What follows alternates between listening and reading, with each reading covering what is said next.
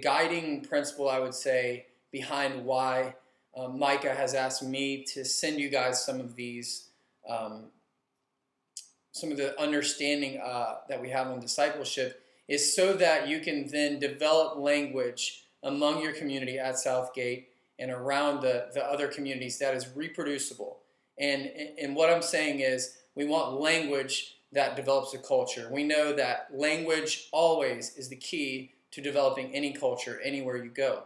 Therefore, if you can create a language that goes with how you can reproduce things in the kingdom, such as church plants or home groups or how to do outreach, I mean, you can pick anything. And ultimately, in the end, what God is after is worshipers. And ultimately, our job is we are trying to build disciples. If you read any of the material on church planting or missiology, one thing that you'll find is the number one thing that keeps you and I up at night, usually when it comes to thinking about church action and mission, is how do we make disciples?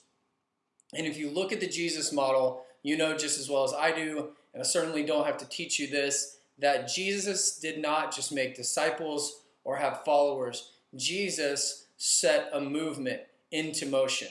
And he did that by creating disciples that made other disciples. So really our end goal is to make disciples that then in turn naturally make other disciples. And we want a ministry paradigm that is reproducible when we're not there. So to start out, basically what I want to do is I want to hold up a few shapes. And I'm going to do this so that we have talking points. I want you to be able to talk about these shapes. And these shapes, I'll just be honest, a few years ago they were introduced to me from different authors, different ministries, and so on.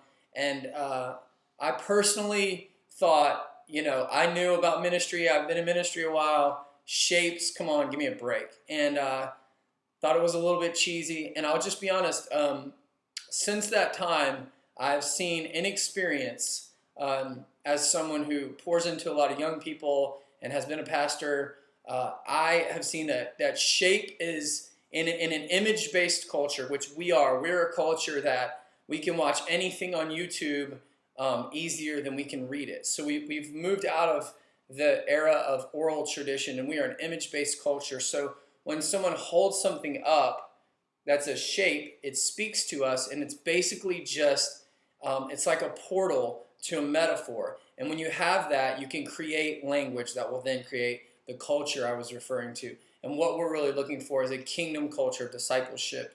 And I know that's what you guys want just as well as I do. I want that for you.